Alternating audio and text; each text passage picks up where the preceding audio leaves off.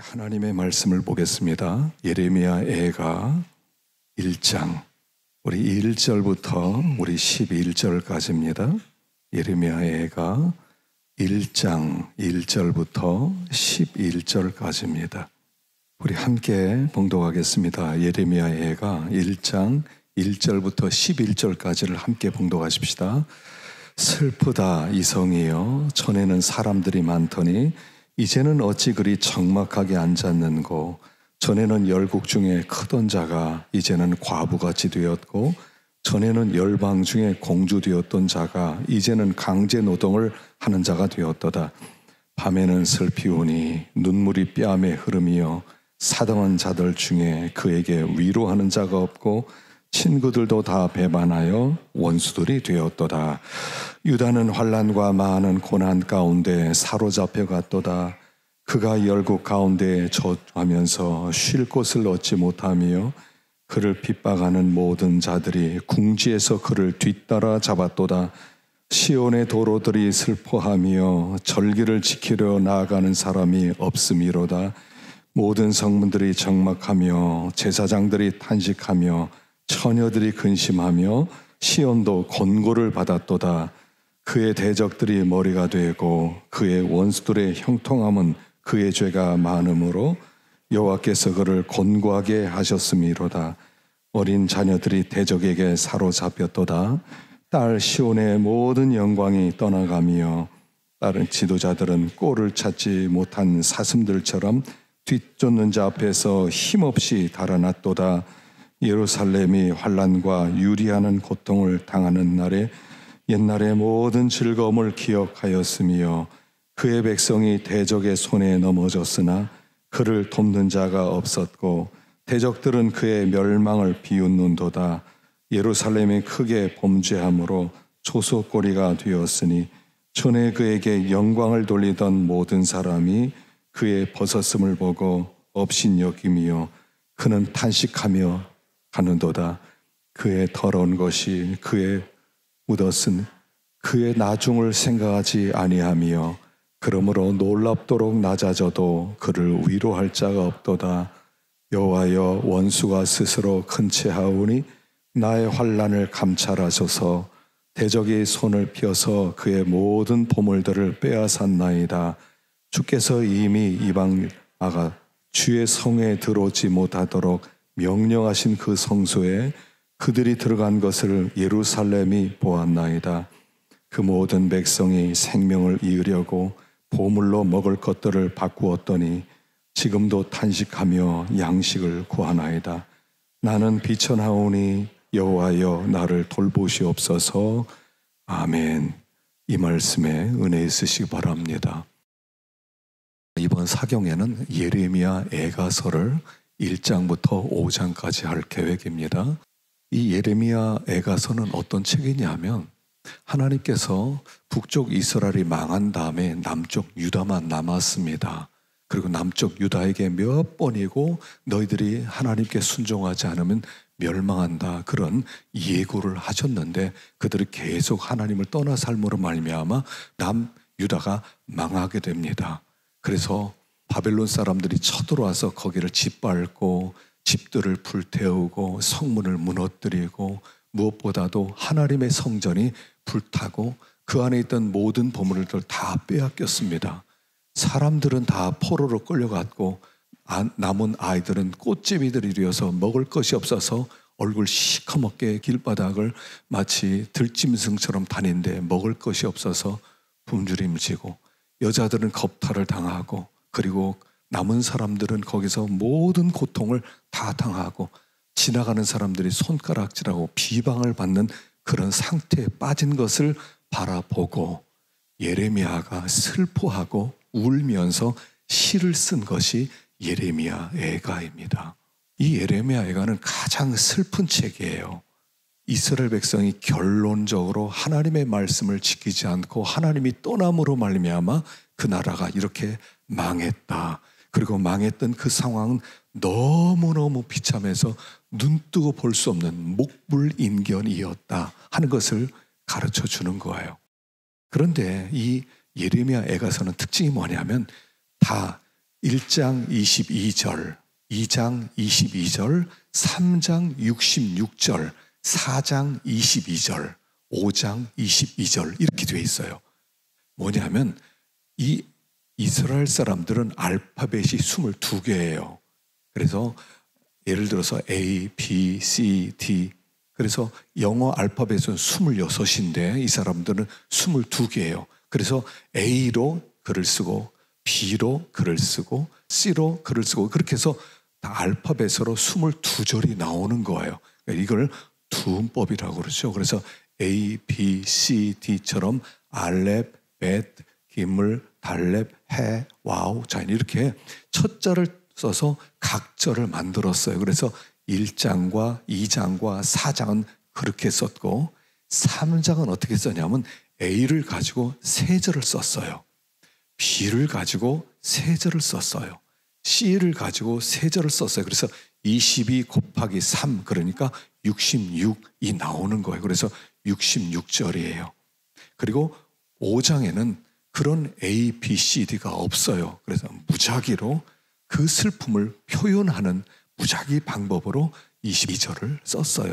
그렇게 이루어지는 것이 예레미야 애가서예요. 근데 왜 두음법을 써서 A, B, C, D 왜 그렇게 썼냐는 거예요. 왜 그러냐면 기억하기 좋도록 하기 위해서. 그것을 할 수 있으면 이 예레미야 애가서를 암송하도록 그렇게 두음법을 썼어요. 그래서 암송하라는 것은 뭐냐면 너희들이 슬픈 일이 있을 때 이런 탄식시를 암기함으로 말미암아 하나님 앞에 탄식하라는 거예요. 신앙생활에는 탄식이 있다는 거예요. 우리가 믿음으로 살다가 성령의 충만함을 받고 항상 승리하면 얼마나 좋겠어요. 그런데 우리가 승리할 때만 있습니까? 넘어질 때도 많죠. 하나님을 떠날 때도 있죠. 징계를 받을 때도 있죠. 어려움을 겪을 때도 있죠. 괴로운 일을 겪을 때도 있고 우리 자녀들이 아플 때도 있고 이런 아픈 일들이 있을 때마다 하나님 앞에 탄식하라는 거예요. 여러분 신앙생활은요 탄식입니다. 신앙생활은 탄식이란 그냥 후 이런 정도가 아니에요. 오호라 나는 곤고한 사람이로다. 이 사망의 몸에서 누가 나를 건져내라면서 슬퍼하는 거예요. 아파하는 거예요. 눈물이 있다는 거예요. 신앙생활을 제대로 하려고 하면 눈물이 없을 수가 없어요.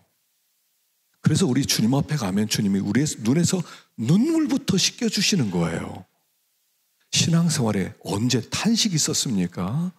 그래서 이 예레미야 애가서를 통해서 너희들의 신앙생활에 탄식이 있어야 된다는 거예요. 우리가 좋아하는 시편 150편으로 이루어졌는데 그 중에서 여러 가지 감사시도 있고 찬양시도 있고 여러 가지가 있지만 거기에 탄식이 제일 많아요. 신앙생활을 하나님 앞에 탄식하는 거예요. 하나님 언제까지입니까? 하나님 왜 이렇게까지 괴롭게 하십니까? 하나님 언제 하나님의 복 주시겠습니까? 탄식이라는 거예요. 그래서 탄식하면서 살아가라고 우리에게 먼저 예레미야 애가서를 주신 거예요. 그런데 이 예레미야 애가서를 언제 많이들 이렇게 낭송을 하고 노래를 불렀냐 하면 여러분 로마 가톨릭하고요 영국 감독교회 그리고 소수의 여러 교단들에서는 이게 고난주간 마지막 3일에 이걸 많이 애송을 해요. 많이 읽고 낭독을 해요. 왜냐하면 이제 처참한 이 예루살렘의 멸망, 하나님의 진노가 쏟아진 완전히 황폐하던 그 세상을 바라볼 때 이것은 장차 이 땅에 오실 예수 그리스도께서 우리의 죄값을 대신 당하기 위해서 고난을 받으실 것을 예고하신 그림자다 하는 거예요. 그래서 예레미야 애가서를 보면서 그냥 예루살렘의 멸망만 바라보는 게 아니라 죄값은 두렵다는 정도가 아니라 예수님이 우리가 받아야 될 이 고난과 이 슬픔과 아픔을 대신 받아줬구나. 참 감사하구나. 주님의 십자가는 이렇게 슬픔과 괴로움과 수치와 아픔의 십자가였겠구나. 그것을 묵상하라고 우리에게 주신 것. 그래서 이게 예레미야 애가서다 하는 것입니다. 그런데 이 에가서가 우리 시대에 주시는 도전이 뭐냐면 우리 시대가 과연 예루살렘이 멸망할 때보다 괜찮은 세상이냐는 거예요. 그 당시에 그들이 하나님을 떠나서 세상과 짝하고 하나님의 말씀을 듣기 힘들어하고 그리고 이 허영의 시장인 세상에서 행복을 구하기 위해서 돌아다니는 그 모습과 오늘 우리의 모습이 뭘 그렇게 다를 게 있겠냐는 것입니다. 그래서 우리들에게 이 시대에 경고로 주셨다 하는 거예요. 우리가 이것을 보고 죄를 범하고 하나님을 떠나면 그 결과는 이거밖에 없다 하는 것을 보여주고 우리들로 하여금 깨어서 근신하게 만드는 것, 이게 바로 에레미야 에가서의 중요한 목적이라는 거예요. 그런데 이 에레미야 에가는 그 슬픔의 노래, 수치와 괴로움의 노래, 창자가 끊어질 듯한 아픔의 노래이지만 또 하나 여기에는 소망이 있어요. 소망이 3장에 나와요. 그래서 이 3장이 핵심장이에요. 거기에서 우리에게 소망이 있으면 하나님의 인자하심과 하나님의 긍휼하심이 무궁하심이다. 이것이 아침마다 새롭습니다. 그래서 우리는 망하지 않고 소망이 넘칩니다. 이런 내용이 들어가요. 그래서 이 에가서를 뭐라고 부르냐면 해석할 때 이것을 구조를 어떻게 보면 하냐면 양파 껍질 구조라고 그래요. 양파 껍질. 양파의 껍질을 한 껍질 벗기고 한 껍질 벗기고 껍질 벗길 때마다 속에 핵심이 나오기 때문에 처음에는 슬픔으로 시작하지만 핵심으로 가면 아직 소망이 있다. 우리에게 징계를 하신 하나님, 우리를 버린 것 같은 하나님, 우린 지금 수치와 완전히 실패 가운데 있는 것 같지만 여전히 하나님은 변함없는 그 은혜와 긍휼이 풍성하신 분이라는 거예요.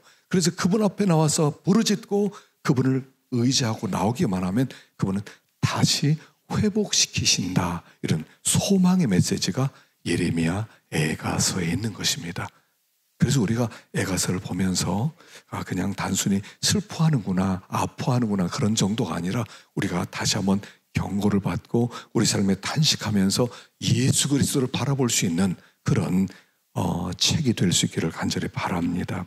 자, 우리 1절부터 한번 읽어보십시다. 1절부터 4절까지 읽어보겠습니다. 시작. 슬프다 이성이여, 이제는 어찌 그리 적막하게 앉았는고. 전에는 열국 중에 크던 자가 이제는 과부같이 되었고, 전에는 열방 중에 공주되었던 자가 이제는 강제 노동을 하는 자가 되었도다. 밤에는 슬피우니 눈물이 뺨에 흐름이여, 사랑한 너절 중에 그에게 위로하는 자가 없고 친구들도 다 배반하여 원수들이 되었도다. 유다는 환난과 많은 고난 가운데 사로잡혀 갔도다. 그가 열국 가운데 거주하면서 쉴 곳을 얻지 못하며 그를 핍박하는 모든 자들이 궁지에서 그를 뒤따라 잡았도다. 시온의 도리들이 슬퍼하며 절기를 지키러 나아가는 사람이 없음이로다. 모든 성문이 적막하며 제사장들이 탄식하며 처녀들이 근심하며 시온도 권고를 받았도다. 예레미야의 예언대로 예루살렘이 멸망했습니다. 상상할 수 없는 일들이 벌어졌습니다. 누누이 예루살렘이 멸망한다고 예고했지만 그들은 안 믿었어요. 왜냐하면 하나님이 이 예루살렘 성은 하나님의 임재가 있는 하나님의 자기 도성이고 자기의 집과 같은데 아무리 하나님이 화가 난들 자기 집을 불태우겠느냐. 어떤 아버지가 화가 났다고 해서 자기 자녀가 말을 안 듣는다고 해서 에이 집안에 불태워버리겠어. 집을 불태울 아버지가 어디 있겠냐는 거예요. 특별히 아수르가 쳐들어왔을 때 북이스라엘을 멸망시키고 남쪽 유다도 멸망시키기 위해서 이 아시리아라고 하는 강한 나라가 군대를 거느리고 18만 5천 명이 쳐들어 내려왔습니다. 근데 하나님이 하룻밤 사이에 천사를 보내서 싹 죽이고 유다를 멸망시키고 왔다고 하는 아시리아가 이 사건 때문에 나라가 망해버렸어요. 그러니까 이스라엘 백성이 자신감을 가진 겁니다. 아, 하나님은 우리를 이렇게 사랑하는구나. 이 성은 망할 수가 없구나. 우리 성은 천하무적이구나. 우리는 어느 나라의 공격도 막아낼 수 있다는 그런 자신감을 갖게 되었어요. 사실은 그게 히스기야의 기도 때문에 하나님의 성을 보호해줬는데, 하나님이 예루살렘 성이 있으니까, 거기에 성전이 있으니까 보호하셨다 이렇게 생각했다는 거예요. 그래서 예레미야가 누누이 설교를 했습니다. 너희들 망한다, 너희들 하나님께 돌아와라, 너희들 회개해라. 그래도 그들이 안 들었어요. 도리어 거짓 선지자가 여러분 걱정하지 마십시오, 여기는 하나님의 성전입니다, 성전이 여기 계십니다, 하나님의 성전을 멸망시킬 리가 없습니다, 저 예레미야는 거짓말을 치는 겁니다. 그래서 예레미야는 핍박을 받고 구덩이에도 빠지고 지하 동굴에도 이렇게 들어가기도 하고 고통을 많이 겪었어요. 그랬는데 나라가 진짜로 망한 거예요. 포로로 끌려가는데 왜 우리가 포로가 되었지? 왜 우리가 망했지? 라고 생각하는 그들에게 지금 이 애가서를 보내는 겁니다. 자, 예레미야의 예언이 맞아 떨어졌어요. 나라가 망했어요. 그러니까 예레미야가 아주 의기양양할 수 있지 않습니까? 내 말대로 너희들 회개하지 않더니 잘 됐다, 너희들 이렇게 고통당하는 게 쌤통이다 해야 되는데, 그렇게 하지 않고 그는 함께 슬퍼하고 있다 하는 내용이에요. 그래서 슬프다 이렇게 시작해요. 카네, 슬프다. 여기 원래 슬프다는 이 단어가 어찌하여 이런 뜻이에요. 슬프다, 아프다 이렇게 나오는데, 사실 이거는 무슨 뜻이냐면 창자를 얘기하는 거예요. 원어로 들어가면 창자라는 뜻이에요. 창자가 끊어진다 이런 뜻이에요. 애가 끓는다 그래요. 부모가 아이가 바로 나가지 못하고 잘못 나갈 때 막 창자가 끈듯이 아픈 것처럼 아프다 이런 뜻이에요. 왜 이런 일을 겪게 되었느냐, 어떻게 나라가 이렇게 망해서 불타버리고 집이란 집은 다 타버리고, 남자들은 다 포로를 끌려가고 여자들은 겁탈을 당하고 아이들은 그냥 개처럼 돌아다니면서 먹을 것을 주워 먹으면서 다니고, 먹을 것이 없어서 굶어 죽어간 아이들이 질비하고, 어떻게 이렇게 되었느냐 하는 얘기예요. 원인이 뭐냐는 거예요. 자, 여기에 역대하 36장 15절을 보십시다. 36장 15절 시작.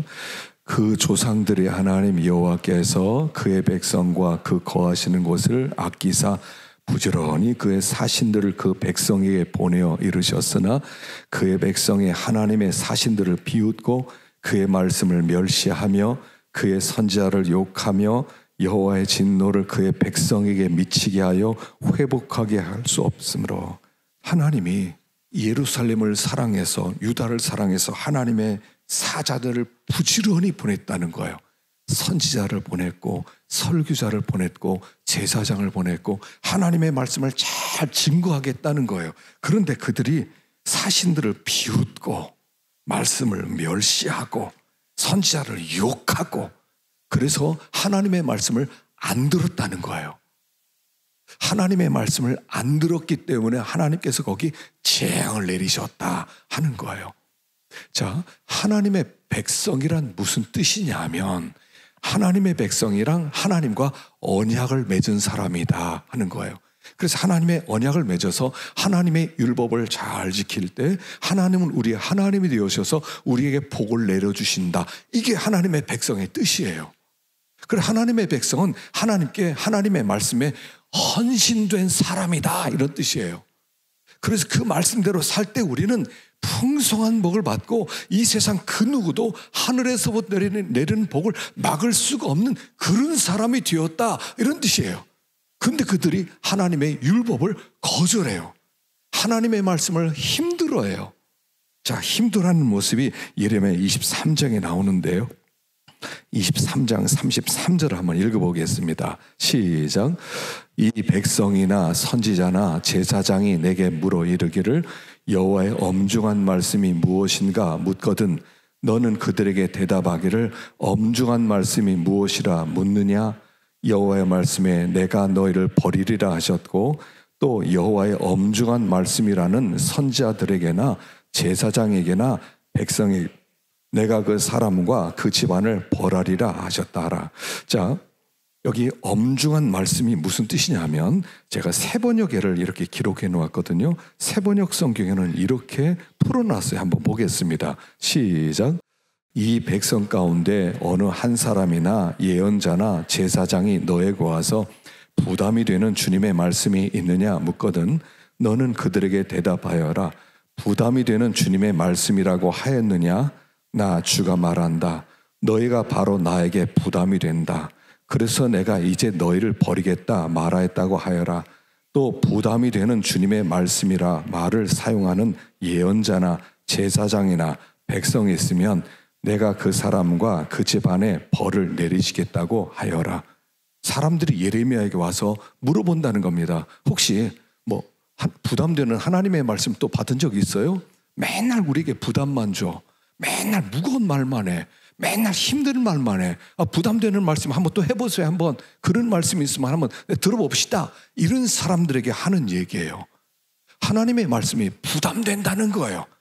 그렇게까지 부담되는 말을 해야 됩니까? 좀 가볍게 쉬운 얘기, 복받는 그런 얘기 좀 해주면 안 됩니까? 이렇게 와서 그들이 예레미야에게 대든다는 거예요. 하나님의 말씀은 일주일 내내 우리가 고생하면서 힘들게 밖에서 일을 하다가 왔으면 좀 위로 좀 해주고 좀 평안한 말씀 좀 해주고 우리에게 복받는 얘기 좀 해줘야지. 맨날 무거운 얘기만 합니까? 맨날 인상 쓰는 얘기만 합니까? 힘들어 죽겠습니다 하는 그들에게 하나님이 주시는 말씀이에요. 너희들이 부담스러운 말씀이라고 했느냐? 무거운 말씀이라고 했느냐? 너희가 나에게 부담이 된다. 그렇게 말하는 자에게 내가 벌을 내리리라 얘기하는. 그리고 그 벌이 예레미야 애가 나온 대로 나라가 망하는 거예요. 이게 그 시대의 풍조였다는 거예요. 그 시대 사람들이 하나님의 말씀을 향한 마음이었다는 거예요. 부담돼 죽겠습니다. 하나님의 바람 좀 위로 좀 해주십시오. 좀 좋은 얘기 좀 해주십시오. 가벼운 얘기 좀 해주십시오. 웃는 얘기 좀 해주십시오. 맨날 부담스럽게 이렇게 해라 저렇게 해라. 하나님이 화났다. 하나님이 이렇게 한다. 맨 그런 얘기입니까? 말씀이 너무 센 거 아닙니까? 사람들이 지금 이런 상태에 있다는 거예요. 그게 그 시대 망하기 직전의 사람들의 태도였다는 거예요. 교회는 말씀을 듣는 것이에요. 지금 하나님이 하늘 보좌에서 이 땅을 통치하고 계신다는 거예요. 우리는 하늘의 통치자 되신 그분 앞에 의롭다는 자들 되었고, 그리고 그분이 우리를 다스리고 말씀을 저 같은 사신을 보내서 말씀을 선포할 때 하나님의 말씀이군요. 예, 그렇게 순종하겠습니다 해야 되는데 부담스럽습니다. 목사님 말씀 요새 너무 센 것 같아요. 대놓고 얘기하더라고요. 저에게 말씀 센 거 아니에요? 그렇게까지 하실 필요가 뭐 있습니까? 우리 피곤하게 왔단 말입니다. 좀 좋은 얘기 좀 해주십시오. 교인이 모이겠습니까? 대놓고 얘기해요 저한테. 그럼 부담돼 죽겠습니다. 하나님의 말씀이 부담된대요. 너무 무겁대요. 너무 힘들대요. 그렇게까지는 하나님 섬기고 싶지 않대요. 그게 멸망할 때 이 유다 백성의 상태였다는 거예요. 부담되십니까? 하나님이 여러분을 부담스러워 하십니다. 왜 이렇게 부담되게 되었어요? 하나님의 말씀 왜 부담된다고 하는 겁니까? 간단해요. 더 이상 하나님을 사랑하지 않아요. 하나님을 사랑하지 않으면 그분이 하는 모든 말씀이 다 부담이 되는 거예요. 무거운 거예요. 안 듣고 싶은 거예요. 그래서 자꾸 딴 생각을 해요. 이런 얘기 있어요. 귀에 콩으로만 귀를 막아도 하늘의 벼락 소리가 안 들린다. 귀에다가요 콩만 하나 갖다 넣어도요 벼락 소리가 안 들린다는 거예요. 하나님의 말씀이 벼락처럼 임하는데 콩 막아놓고 아래 보세요 안 들리는데요 이러고 있다는 거예요. 하나님의 말씀을 부담스러워할 때 내가 그 사람을 부담스러워하리라. 하나님이 부담된대요. 하나님을 사랑하는 그 마음이 사라진 시대였다는 거예요. 더 이상 하나님의 말씀을 듣기 싫어하는 시대. 그러다 보니까 그 귀를 채워줄 거짓 선지자들이 나타나기 시작했어요. 걱정하지 마세요. 여러분들이 원하는 소식을 전하겠습니다. 여러분들이 듣고 싶어 했던 그 말씀을 전하겠습니다. 그냥 전도지에 그렇게 써붙였어요. 여러분들이 듣기 원하는 그 소식을 전하겠대요. 무슨 소식이겠어요? 귀를 긁어줄, 내 마음을 시원하게 해줄 그런 거짓 선지자들이 많이 나왔어요. 망합니다. 여러분, 이 나라 망합니다. 조심하셔야 됩니다. 깨어 있어야 됩니다. 근신하십시오. 그럼 귀를 막아요. 힘들어 죽겠어요. 왜 그렇게 계속 긴장시키는 거예요? 부담스러운 말씀이다 라고 했던 것이 그 시대의 풍조였고요. 그 결과 나라가 망한 거예요. 그래서 슬프다. 우리가 왜 그랬던고 하는 말씀이 여기 있는 것입니다. 자, 5절 보겠습니다. 5절 시작. 그의 대적들이 머리가 되고 그의 원수들이 형통함은 그의 죄가 많음으로 여호와께서 그를 곤고하게 하셨음이라. 어린 자녀들이 대적에게 사로잡혔도다. 딸 시온의 모든 영광이 떠나가며 그의 지도자들은 꼴을 찾지 못한 사슴들처럼 뒤쫓는 자 앞에서 힘없이 달아났도다. 예루살렘이 환난과 유리하는 고통을 당하는 날에 옛날의 모든 즐거움을 기억하였으며 그의 백성이 대적의 손에 넘어졌으나 그를 돕는 자가 없었고 대적들은 그의 멸망을 비웃는도다. 예루살렘이 크게 범죄함으로 조소거리가 되었으나 저엔 그에게 영광을 돌리던 모든 사람이 그의 벗었음을 보고 업신여김이요 그는 탄식하며 물러가는도다. 자, 그들이 이렇게 대적들이 머리가 되어 원수들이 형통하고 또 하나님이 권고하게 하고 자녀들이 대적에게 사로잡히고 영광이 떠나고 지도자들이 꼴을 찾지 못한 사슴처럼 힘없이 달아나고 예루살렘이 환난과 유리하는 고통을 당하고 백성이 대적의 손에 넘겨지고 돕는 자도 없고 비웃고 조소거리가 되고 업신여기고 왜 이렇게 됐냐는 거죠. 왜 나라가 망했느냐? 나라가 망했을 때는 이유가 있지 않겠냐는 거예요. 사람들은 나라가 망했다, 뭐 일이 안 됐다, 그럼 원인을 찾습니다. 밖에서 찾는 원인이 뭐겠어요? 사실은 제일 중요한 게 뭐겠습니까? 정치를 잘못하지 않았겠습니까? 정치를 잘못했다. 이 왕이 정치를 좀 잘했어야 되는데, 또 외교에 실패했다. 이 바벨론과 이 애굽 외교를 좀 잘하면 될 텐데, 그 다음에 또 군사력이 문제다. 군사력만 튼튼했으면 바벨론도 이겼을 텐데 원인을 그렇게 찾을 수 있는데 예레미야는 그 망한 원인을 여기 죄라고 얘기하는 거예요. 그래서 5절에 그의 죄가 많음으로 여호와께서 그를 곤고하게 하셨다 그렇게 말씀하고 있고요. 또 8절에 보면 예루살렘이 크게 범죄함으로 조속거리가 되었다라고 얘기해요. 죄 때문에 망했다는 거예요. 범죄함 때문에 망해요. 한 나라가 망하는 것은 군사력 때문이 아니에요. 외교를 잘못해서도 아니에요. 정치도 문제가 아니에요. 하나님이 죄 때문에 심판하셨다 하는 거예요. 죄가 많으면 하나님은 반드시 심판하신다는 거예요. 그래서 여기 심판하셨다는 것은 뭐냐면 여기 무슨 죄를 졌냐 하면 예레미야 2장 12절에 보면 읽어보겠습니다. 시작. 너 하늘아 이 일로 말미암아 놀랄지어다 심히 떨지어다 두려워할지어다 여호와의 말씀이니라. 내 백성이 두 가지 악을 행하였나니 곧 그들이 생수에 근원되는 나를 버린 것과 스스로 웅덩이를 판 것인데 그것은 그 물을 가두지 못할 터진 웅덩이들이니라. 이거를요 12절에 새 번역에서는 이렇게 번역을 했습니다. 밑에 보십시다. 시작. 하늘아 이것을 보고 너도 놀라다가 떨다가 새파랗게 질려버려라. 공동 번역에서는요 하늘도 놀랄 일이다 기가 막혀 몸서리 칠리라. 메시지 성경에서는요 하늘아 충격적인 이 일을 보아라. 믿을 수 없는 이 일을 보아라. 어떻게 이런 일이 있을 수 있느냐. 얼마나 놀라운 일이 벌어졌냐면 하늘아 이것을 보고 놀라고 떨다가 새파랗게 질려버려라. 하늘이 새파랗게 질려버릴 무서운 일이 벌어졌다는 거예요. 기가 막혀서 몸소리 쳐질 일이 벌어졌는데 그게 무슨 일이냐면 생수에 근원되는 하나님을 버리고 스스로 터진 웅덩이를 판 거라는 거예요.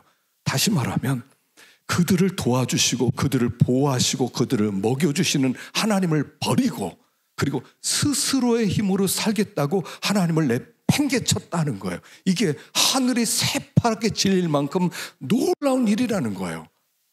하나님의 백성들은 어떻게 사는 사람이냐면 하나님을 섬김으로 사는 사람이에요.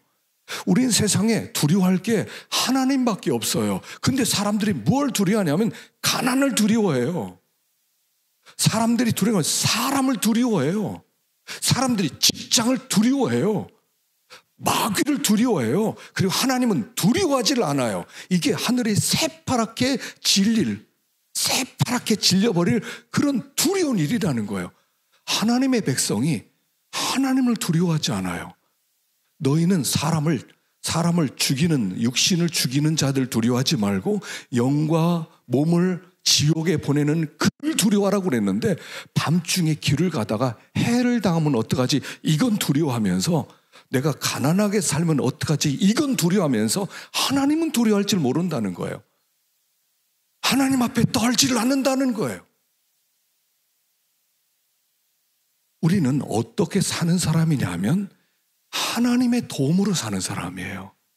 하나님의 보호하심을 입어서 사는 사람이에요. 그런데 그 하나님의 보호와 하나님의 도우심을 전혀 두려워하지 않고 내 힘으로 한번 살아보겠다고.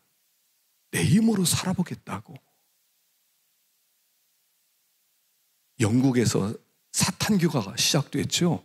영국에서 사탄교가 시작돼 지금 미국까지 퍼지고요. 이게 남미까지 들어가고 우리나라까지 들어와서 음악하는 사람이 이 사탄교 숭배자가 많아요. 영국에서 이 사탄교 사람들이 돈을 모아가지고 뭘 한 적이 있냐면, 웨일즈 지방에는 그 시내버스 800대에다가 플랜카드를 붙였어요. 알려진 얘기죠. 그 플랜카드에 이렇게 써 있어요. 하나님은 없다, 마음대로 살아라. 이걸 일주일 동안 빌려서 거기에 영국 시내를 돌아다니게 만들었다는 거예요. 하나님은 없으니까 마음대로 살아라. 사탄들도요, 성경이 있는데 그 사탄경 1장이 뭐냐면, 첫 번째 절이 뭐냐면 네가 너의 주인이다, 마음대로 살아라. 이게 사탄경이에요. 자, 여러분, 성경의 창세기 1장 1절이 뭐냐면 태초에 하나님이 천지를 창조하시니라예요. 무슨 말씀이냐면 이 세상에 하나님이 모든 것을 창조했기 때문에 존재하는 모든 것, 눈에 보이는 것, 눈에 보이지 않는 모든 것, 그것의 주인은 하나님이시다, 이런 뜻이에요. 이 기독교입니다. 기독교는요, 모든 우주 만물을 하나님이 창조하셨기 때문에 하나님이 주인이고 우리는 그 주인을 두려워하고 주님을 섬기고 순종해야 된다. 이게 창세기 1장 1절이에요. 근데 사단경은 하나님은 없다, 그러니까 네가 너의 주인이다, 마음대로 살아라. 사람들은요, 항상 마음 가운데 뭐가 있냐면 마음대로 살고 싶은 마음이 있어요. 하나님의 간섭받는 게 싫어요. 왜 말씀을 싫어했냐면 말씀은 간섭이거든요. 너 그렇게 하지 마, 너 이렇게 해야 돼. 하나님이 우리를 간섭하는, 이게 다스림이에요. 하나님이 이 강단을 중심으로 우리를 다스리고 있어요. 근데 다스림을 받고 싶어 하지 않는 마음이 우리 가운데 있어요. 그래서 하나님의 말씀 떠나서 내 마음대로 한번 해보고 싶은 거예요. 그게 그들이 범한 핵심적인 죄였다는 거예요. 마음대로 살고 싶어요. 그게 사사기에 나오잖아요. 왕이 없으므로 자기 소견에 옳은 대로 행하였더라. 무슨 얘기냐면 자기 마음대로 살았다는 얘기예요. 선과 악의 기준을 자기가 딱 정해놓고 이러면 좋은 거, 이러면 나쁜 거, 아마 이거 기뻐할 걸 하나님이 이거 싫어할 거야. 자기가 정해놓고 살았더니 그 사사시대 모든 암흑의 세계였다는 거죠. 이들이 이렇게 나라가 망하게 된 것은요, 생수의 근원되는 하나님을 버린, 하늘이 새파랗게 질릴, 자기를 기준으로 삼아서 자기 마음대로 살았기 때문에 하나님이 그들을 심판해 버리셨다는 말씀을 하고 있는 거예요. 죄가 있으면 망하는 거예요. 죄는 마치 뭐하고 똑같으냐 하면요, 시한폭탄을 이 배에다 둘러지고 사는 것 같아요. 테러하는 사람들은요, 폭탄을 배에 두르고 다닙니다. 이 폭탄을 둘러있으면 언젠가 터지는 거예요. 죄란 뭐냐면 폭탄을 배에 두르고 사는 거예요. 언젠가 터지는 거예요. 언젠가 망하는 거예요. 그래서 교회란 어떤 곳입니까? 이 교회는 죄를 처리하는 곳이에요. 하나님 앞에 나와서 죄를 처리해야 돼요. 하나님, 저는 죄인입니다 하고 마음에 있는 이 배에 묶여있는 폭탄을 내놓고 가야 돼요. 그래서 하나님 앞에 나와서 죄 문제를 해결하는 것, 이것만이 복받는 길이라는 거예요. 근데 그들은 생수의 근원되는 하나님을 버리고, 하나님, 내 마음대로 살 겁니다. 그만 간섭하세요. 그만 설교하세요. 힘들어 죽겠어요. 세상 살기도 힘든데 왜 그렇게까지 얘기하는 거예요? 이러다가 나라가 망하고 비참해졌다 하는 얘기예요. 자, 9절 보겠습니다. 9절 시작. 그의 더러운 것이 그의 옷깃에 묻어 있으나 그의 나중을 생각하지 아니하며 그럼 놀랍도록 낮아져도 그를 위로할 자가 없도다. 여호와여, 원수가 스스로 큰 채 하오니 나의 환난을 감찰하소서. 대적이 손을 펴서 그의 모든 보물들을 빼앗았나이다. 주께서 이미 이방인들을 막아다 주의 성에 들어오지 못하도록 명령하신 그 성소에 그들이 들어간 것을 예루살렘이 보았나이다. 그 모든 백성이 생명을 이으려고 보물로 먹을 것들을 바꾸었더니 지금도 탄식하며 양식을 구하나이다. 나는 비쳐나오니 여호와여, 나를 돌보시옵소서. 더러운 곳이 옷에 묻어 있는데 생각을 안 해요. 이거 빨리 털 생각을 안 해요. 죄가 있으면 빨리 하나님께 회개해야 되는데 털 생각을 안 했다는 거예요. 그래서 놀랍도록 낮아져도 위로할 사람이 없었다는 겁니다. 원수가 큰 채하면서 환난을 가져다 주고 대적들이 모든 보물들을 빼앗아가고 비천해지고, 이 모든 일들이 왜 일어나게 되었는가? 여기에 보면 11절에 그 모든 백성이 생명을 이으려고 보물로 먹을 것을 바꾸었더니. 보물, 성도의 보물이 무엇입니까? 우리의 보물이 무엇이에요? 하나님을 섬기는 우리의 보물이 뭐냐 하면 한 가지예요. 하나님의 임재하심이에요. 우리 교회 최고의 보물이 뭐냐면 하나님이 우리 가운데 임재하시는 거예요. 하나님이 우리 가운데 임재해 주셔서, 임재란 뭐냐면 얼굴을 보여주신다는 뜻이에요. 모세가 이제 하나님께 하소연을 합니다. 하나님, 우리와 함께 가지 않으려면 우리를 광야로 보내지 마옵소서. 그러니까 하나님이 그래, 내가 너희와 함께 가리라, 친히 가리라 그래요. 그 친히 가리라는 그 단어가 뭐냐면 파님으로 나와요. 파님은 얼굴이에요. 내가 너희와 함께 한다나, 그것은 무슨 뜻이냐면 내 얼굴을 너에게 향하고 있다, 이런 뜻이에요. 하나님이 얼굴을 향할 때 그 얼굴로 하나님의 도우심을 받을 수 있고 하나님의 보호를 받을 수 있다, 이런 뜻이에요. 우리가 지금 하나님 앞에 모였습니다. 하나님이 함께 한다는 것은 하나님의 얼굴을 우리에게 향해서 비춰주는 거예요. 근데 하나님의 진노는 얼굴을 돌리시는 거예요. 숨으시는 거예요. 하나님이 숨으시는 것은 뭐냐면 얼굴을 안 비춰주는 거예요. 우리들의 보물은 뭐냐면, 신자의 보물은 하나님이 우리와 함께 하셔서 얼굴을 향해 주셔야 돼요. 얼굴을 향해 주실 때 하나님이 우리의 상태를 아시고 또 보시고 그리고 도와주시는데 얼굴을 돌리셨어요. 하나님의 은혜가 없단 말입니다. 그런데 이들이 하나님의 그 임재를 그렇게 큰 보물로 여기지 않았다는 거예요. 그래서 하나님의 임재가 떠나요. 에스겔서 11장 23절, 유명한 구절이죠. 읽어봅시다. 시작. 여호와의 영광이 성읍 가운데서부터 올라가 성읍 동쪽 산에 머무르고 주의 영이 나를 들어 하나님의 영이 환상 중에 들이고 갈다에 있는 사로잡힌 자 중에 이르더니 내가 본 환상이 나를 떠나 올라간지라. 이게 앞부분에 쭉 뭐가 나오냐면요, 하나님의 성전에 하나님의 영광으로 충만했어요. 영광으로 충만했다는 것은 하나님이 거기에 임재하셨다는 뜻이에요.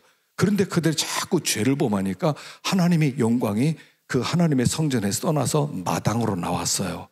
근데도 이스라엘 백성이 그걸 알아차리지 못하고 계속 죄를 범하니까 그 영광이 동쪽 문을 열고 밖으로 나가셨어요. 그런데도 사람들이 알아채지 못하니까 그 영광이 산으로 올라갔어요. 그래도 사람들이 하나님을 찾지 않으니까 하늘로 가버렸어요. 하나님의 영광이 떠난 하나님의 성전, 거기가 무너지는 거예요. 하나님의 그 성전이 무너졌어요. 그리고 무너진 다음에 다시 하늘에서 영광이 내려와요. 그리고 그 영광이 동쪽 문을 열고 다시 성전으로 들어와요. 그리고 회복된다, 이 얘기예요. 이게 에스겔서의 전체 내용이에요. 에스겔서 내용은 한마디예요. 하나님의 영광의 임재가 있을 때 거기는 부흥하고, 하나님의 영광이 떠나면 망한다 하는 얘기예요. 이게 교회 보물이에요. 성도의 보물은 뭐냐면 하나님이 우리와 함께하는 거예요. 신자의 보물이 뭐냐면 하나님이 우리와 함께하는 거예요. 그런데 먹을 것 때문에, 나 먹을 것 때문에 나 먹고 살아야 돼. 그래서 먹고 사는 것 때문에 하나님의 영광을, 하나님 임재를 팔아먹었다는 얘기예요. 이거 가지고 나에게 먹을 것 좀 주세요. 하나님의 영광이 떠나건 말건, 하나님의 임재가 떠나건 말건 관계없어요. 나는 지금 떡이 필요해요. 떡이 필요해요. 그래서 팔았다는 거예요. 이게 에서가 했던 얘기죠. 자, 창세기 25장 32절 읽어봅시다. 시작. 에서가 이르되 내가 죽게 되었으니 이 장자의 매문이 내게 유익하리요. 야곱이 이르되 오늘 내게 맹세하라. 에서가 맹세하고 장자의 맹문은 애굽에게 판지라. 야곱이 떡과 팥죽을 에서에게 주매 에서가 먹으며 마시고 일어나 갔으니 에서가 장자의 맹문을 가볍게 여김이었더라. 에서는 사냥꾼이었어요. 하나님은 사냥꾼을 굉장히 싫어하세요. 사냥꾼 왜 싫어하냐면, 사냥꾼 자기가 사냥해서 사슴 잡아오고 토끼 잡아오고 또 거기에 양을, 산양을 잡아, 그렇게 해서 사는 사람들이거든요. 그래서 하나님은 에서를 별로 안 좋아했어요. 어느 날 이렇게 들어왔는데 배가 너무 고파요. 집에 가보니까 야곱이 팥죽을 쓰고 있어요. 배가 고프다, 좀 달라고. 그러니까 공짜로 어떻게 주겠냐, 장자의 명분을 달라, 장자권을 달라는 거예요. 그러니까 에서가 그게 뭐 중요해, 그래 또 가져. 그리고 나서 그 팥죽을 얻어 먹었어요. 그리고 갔어요. 그럼 굉장히 중요한 게 뭐냐면 이거예요. 땅에서 매이면 하늘에서 매이고, 땅에서 풀면 하늘에서도 풀리는 거예요. 내가 여기서 그래도 또 가져, 장자권 아무것도 아니야, 그게 하늘에서 그게 그대로 성취됐다는 얘기예요. 장자권이란 뭐냐 하면, 그 당시에 장자권은 물론 아버지가 죽으면 재산의 2배를 물려받을 수 있는 권한이에요. 그런데 아브라함의 후손은 그런 정도가 아니에요. 아브라함의 하나님을 물려주는 거예요. 하나님의 임재를 물려받는 게 장자권이에요. 아브라함의 하나님, 이삭의 하나님, 에서의 하나님, 이렇게 가야 돼요. 그런데 아브라함의 하나님, 이삭의 하나님 팔았으니까 야곱의 하나님이 되는 거예요. 하나님의 임재 속에서 하나님을 물려받은 다음에 하나님의 메시아의 족보에 참여하게 되는 건데, 이걸 경홀이 가볍게 생각했대요. 그거 당장 돈도 안 되는데 장자권, 하나님의 임재, 그게 떡을 줘, 밥을 줘. 그러나 하나님이 그 얼굴을 향하고 있다는 것은 하나님이 우리에게 하나님의 은혜를 부어주시겠다고 하는 그 뜻인데, 그걸 업신여겼다는 거예요. 나는 화살이 있어, 이걸 가지고 나는 얼마든지 먹고 살 수 있어. 이걸 믿다가 하나님의 임재를 업신여겼기 때문에 그는 버림을 받는 거예요. 지금 똑같은 일이 벌어졌어요. 지금 당장 내 직장생활 해야지, 하나님이 더 중요해? 직장생활, 나 지금 이번 달에 월급이 나와야 돼, 이번 달에 돈이 나와야 돼. 하나님의 임재, 나한테 떡을 줘, 밥을 줘. 그래서 하나님의 임재를 업신여기고 하나님의 임재를 먹는 것과 바꿔버렸다는 거예요. 그래서 비천해졌다는 거예요. 모든 영광을 다 빼앗겼다는 거예요. 진짜 보물을 가짜 보물로 바꿔버렸다는 거예요. 진짜 보물을. 그랬을 때 하나님이 이들을 멸망시키셨다 하는 얘기예요. 하나님이 우리와 함께 하심. 삼손도요, 하나님이 함께 할 때 세상이 감당할 수 없는 사람이었는데 하나님의 임재가 떠나니까 비참해지는 거예요. 우리 마지막으로 이거 하나 읽어보십시다. 사사기 16장 20절 시작. 들릴라가 이르되 삼손이여 블레셋 사람이 당신에게 들이닥쳤느니라 하니 삼손이 잠을 깨며 이르기를 내가 전구같이 나가서 몸을 떨치리라 하였으나 여호와께서 이미 자기를 떠나신 줄을 깨닫지 못하였더라. 삼손이 하나님의 임재 속에 있을 때 블레셋이라는 나라가 감당하지 못했어요. 그런데 머리를 깎였어요. 그리고 하나님이 떠나셨어요. 근데 떠난 줄도 몰라요. 하나님이 떠났는데 블레셋 사람이 왔다니까 그래 이것들 내가 그냥 두지 않겠어. 나갔다가 짓두드려 맞고 그 다음에 잡히고 눈 뽑히고 그 다음에 맷돌 돌리고 그 다음에 그들을 위해서 제주를 부리는 비천한 가운데 빠졌다는 거예요. 우리가 이것부터 확인하셔야 돼요. 하나님의 임재가 여러분을 가운데 있어요. 하나님의 반임, 하나님의 얼굴이 여러분들을 향해서 바라보고 보호하고 지키고 하나님의 기쁨을 나눠주고 있냐는 거예요. 이걸 확인하라는 거예요. 하나님의 영광이 떠나면 얻어지는 것은 아무것도 없어요. 짓밟히는 거예요. 무엇 때문에 그 하나님의 영광의 임재를 바꿨냐는 겁니다. 무엇과 바꿔먹었냐는 거예요. 하나님이 나와 함께 하심. 이번에 우리 사경 예견을 통해서 하나님의 임재를 회복할 수 있기를 축원합니다. 하나님이 나와 함께 해주세요. 난 다른 것 아무것도 구하지 않습니다. 하나님만 구합니다. 하나님만 구해야 돼요.